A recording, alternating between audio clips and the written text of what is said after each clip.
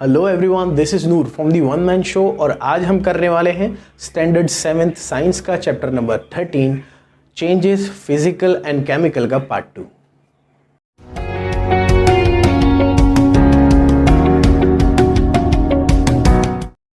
तो आइए दोस्तों शुरू करते हैं चेंजेस फिजिकल एंड केमिकल का पार्ट 2।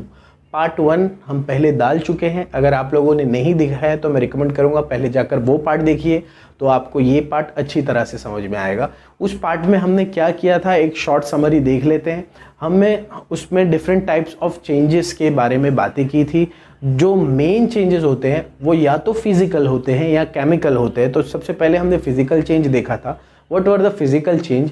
फिजिकल चेंज वो था जब किसी चीज़ में, किसी इन्वायरमेंट में या किसी वेदर में ऐसा चेंज होता है जिसकी वजह से उसकी फिजिकल कैपेसिटी, उसकी बनावट बदल जाती है। फिजिकल शेप चेंज हो जाता है किसी एलिमेंट का या किसी सब्सटेंस का, तो उस चेंज को कहा जाता है फिजिकल चेंज। उसके बाद में हमने पढ़ा केमिकल चेंज। केमिकल चेंज में क्या होता है कि कुछ केमिकल रिएक्शन होने की वजह से उसकी खासियत, उसकी खूबी बदल जाती है। मान लीजिए कोई खट्टी चीज़ मीठी हो जाती है लेकिन उसका कलर चेंज नहीं होता।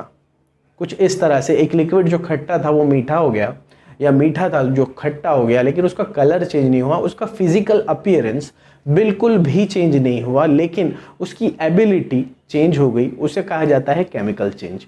उसके बाद में कई चेंजेस हमने पढ़े जो फिजिकल और केमिकल चेंजेस के बिहाफ में, उनकी बिना पर होते हैं, उनकी वजह से होते हैं। जैसे कि natural changes, day night, changing of वेदर्स, floods, ये सारे जो है ये नेचुरल चेंजेस है। इनमें कई अच्छे होते हैं, कई बुरे होते हैं।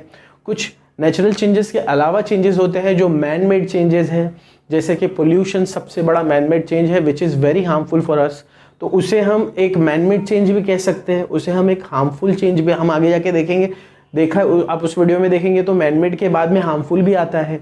तो man made changes, then we covered useful changes. What were the useful changes? वो चेंजेस जो फिजिकली हो, केमिकली हो, नेचुरली हो या मैन मेड हो, लेकिन हमारे लिए यूजफुल हो, तो वो चेंजेस को कहा जाता है यूजफुल। जैसे कि हम अनाज उगा रहे हैं, तो एक क्रॉप से आपने एक फसल उगाई तो वो हमारे लिए यूजफुल था। It change was man made, उसमें नेचर का भी हाथ था, तो नेचुरल भी था और वो हमारे लिए यूजफुल था, तो it was a useful change.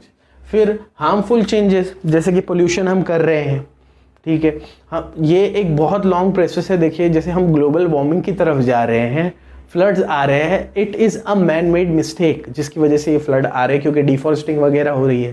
तो और नेचर भी इसमें कहीं ना कहीं जिम्मेदार हो जाता है। तो ये भी एक natural man made harmful effect हुआ हमारे ऊपर। तो वो एक हार्मफुल चेंज है जो नेचुरल भी है, जो मैन मेड भी है। तो इस तरह से वो हार्मफुल। फास्ट और क्विक चेंज, कुछ ऐसे चेंज है बहुत रैपिड हो जाते हैं। कोई मूवमेंट हो या कोई चीज़ हो जो फटक से डिकम्पोज हो जाती हो, या जब मैं दूध में एक बूंद नींबू डाल दूँ तो वो जो चेंज होता है, फटक से वो दूध फट जाता है, तो वो क्या है, क्विक चेंज है। तो ऐसे चेंज जो है उन्हें फास्ट एंड क्विक चेंज कहा जाता था। फिर स्लो चेंजेस जो वक्त लेते हैं, जैसे कि मौसम बदलने, चेंजिंग ऑफ वेदर, ये एक नेचुरल चेंज है, एक यूजफुल चेंज है, लेकिन it takes very long time of period. तो ऐसे जो बहुत लंबा टाइम लेते हैं उन्हें क्या कहा जाता था? उन्हें कहा जाता था स्लो चेंजेस। उसके बाद में कुछ आते हैं जैसे कि रिवर्सिबल चेंजेस। रिवर्सिबल चेंजेस का मतलब क्या होता है? रिवर्सिबल चेंजेस वो चेंजेस होते हैं जो रिवर्स होते हैं, फॉरवर्ड भी होते हैं और रिवर्स भी होते हैं, वापस वापस होते हैं। जैसे कि हमारा लाइफ साइकिल देख सकते हैं आप, हमारा वाटर साइकिल देख सकते हैं आप, ये सब जो है रिवर्सिबल चेंजेस है। जैसे कि डे एंड नाइट देख सकते हैं आप, ये भी एक रिवर्सिबल चेंज, रिवर्स हो जाता है। जैसे कि क्लाइमेट देख सकते हैं, कभी सर्दियाँ आ रही है, कभी गर्मियाँ आ रही हैं, कभी बारिश आ रही है, तो ये क्या एक रिवर्सिबल चेंजेस है।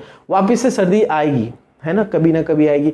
एक बार दिन ढल जाएगा, फिर रात आएगी, फिर से दिन उगेगा, तो it is a reversible change. अगर मैं एक रुमाल को भिगा लूँ, ठीक है, वो फिर से सूख जाएगा, फिर चाहे मैं उससे भिगा दूँ, तो it's a man made reversible change. तो इस तरह के जो चेंजेस हैं इन्हें रिवर्सिबल चेंजेस कहा जाता है। It can be man made, can be natural, can be physical, can be chemical. तो reversible changes are the change that can occurs in the forward and reverse direction again and again are called reversible changes.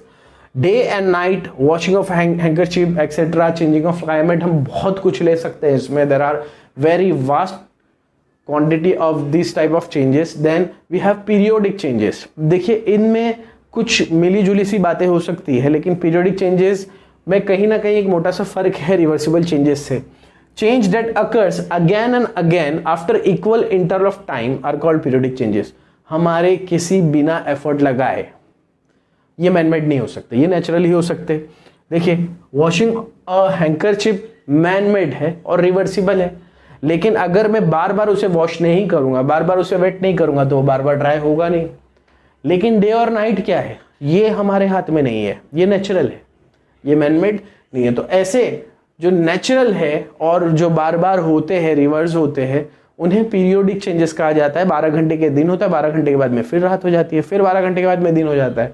4 महीना सर्दियाँ होती है, 4 महीना गर्मियाँ आ जाती है, फिर 4 महीने में बारिश आ जाती है, हर 8 महीने में बारिश आती है, हर 8 महीने में सर्दियाँ, हर 8 महीने में गर्मियाँ. तो ये जो है, जो इक्वल इंटरवल ऑफ टाइम के बाद में फिर से होता है, एक पीरियड के टाइम के बाद फिर से होता है, इन चेंजेस को कहा जाता है पीरियोडिक चेंजेस. और आखिर में आता है नॉन पीरियोडिक चेंजेस. ऐसे कुछ चेंज जो टाइम के हिसाब से इंटरवल टाइम के बाद में, एग्जैक्ट इंटरवल ऑफ टाइम के बाद में नहीं आ सकते. इसमें भी आप बहुत से चेंजेस डाल सकते हैं. Let's see what we have written here, that the changes which not occurs again and again with respect of the time interval are called the non-periodic changes. Example floods, accidents, etc. एक बार फिर से इसे पढ़ते हैं, अच्छी तरह से समझते हैं. देखिए क्या है कि what is reversible changes? The changes which occurs in the forward and reverse direction again and again are called reversible changes, like day and night, washing of handkerchief, etc. Then periodic changes. What are periodic changes? Some changes occurs again and again after equal interval of time are called periodic changes, like example day and night, weather cycle, etc. And non-periodic changes are the changes which not occurs again and again with respect of time interval are called the non-periodic table, like floods, accidents, etc. तो दोस्तों ये 11 types of changes हमारी book में 7th standard science की book में दिए हुए हैं. इसके अलावा एक इम्पॉर्टेंट चेंज है जिसके बारे में अब हम आगे पढ़ने वाले हैं, इट्स कोरोजन. वो क्या होता है वो देखेंगे. तो उससे पहले आप लोग अच्छा से एक स्क्रीनशॉट ले लीजिए. समझ में ना आए तो रिवाइंड करके फिर से देख लीजिए, पर एक स्क्रीनशॉट लिख के इसे नोट डाउन कर दीजिए ताकि ये आपके काम आए. Please take a screenshot. तो दोस्तों अब हम पढ़ने वाले हैं एक बहुत इंपॉर्टेंट चेंज के बारे में, जो एक केमिकल चेंज भी है और एक फिजिकल चेंज भी है. ये चेंज होता है मेटल्स में. अगर आपने देखा होगा कोई आयरन ऑब्जेक्ट हो या कोई कॉपर ऑब्जेक्ट हो, तो आयरन ऑब्जेक्ट के ऊपर आपको एक रेडिश ब्राउन लेयर दिखी होगी जिसे हम रस्टिंग या जंग भी कहते हैं. उसके अलावा अगर आपने देखा होगा कॉपर के ऊपर एक ग्रीनिश लेयर दिखती होगी पतली सी, उसे भी रस्टिंग कहा जाता है. It is a rusting of copper, जो ग्रीन लेयर बनती है उसके ऊपर. तो ये जो रस्टिंग है, क्योंकि आप देखिए इसके विजन में, फिजिकल अपीयरेंस में फ़र्क पड़ता है. आप इसे जो देखते हैं तो इसका कलर चेंज हो जाता है, तो एक फिजिकल चेंज है.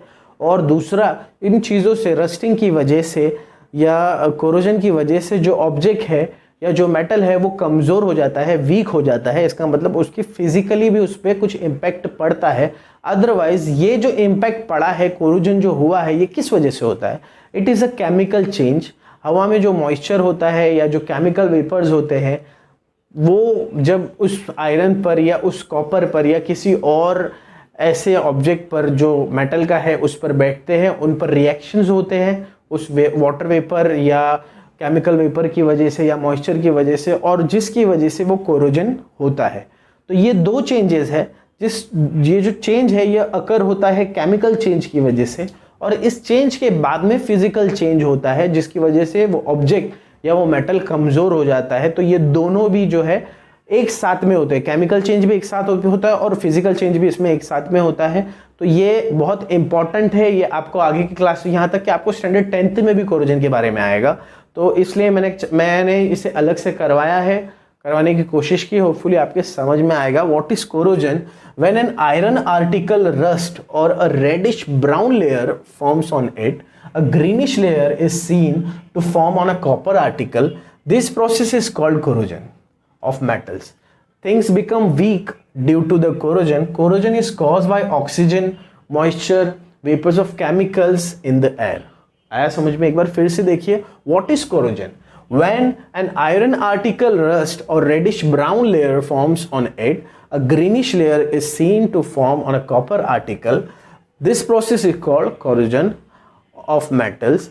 Things become weak due to corrosion. Corrosion is caused by oxygen, moisture, vapors of chemicals in the air. तो दोस्तों ये था end of change physical and chemical. ये यहाँ पर हमारा पूरा चैप्टर ये खत्म हो जाता है. बहुत ही जल्द इसके रिस्पॉन्स के हिसाब से हम नए चैप्टर्स के साथ आएंगे और देखेंगे फिर आगे क्या होता है. हमारे 7th के बच्चों के लिए नया ज़रूर हम मैथ्स के साथ भी आएंगे. आपको अगर हमारे वीडियोस पसंद आ रहे हैं तो लाइक कीजिए, अपने दोस्तों के साथ शेयर कीजिए, सब्सक्राइब कीजिए और बेल आइकन दबाना ना भूलिए. This is Noor from the one man show, signing off.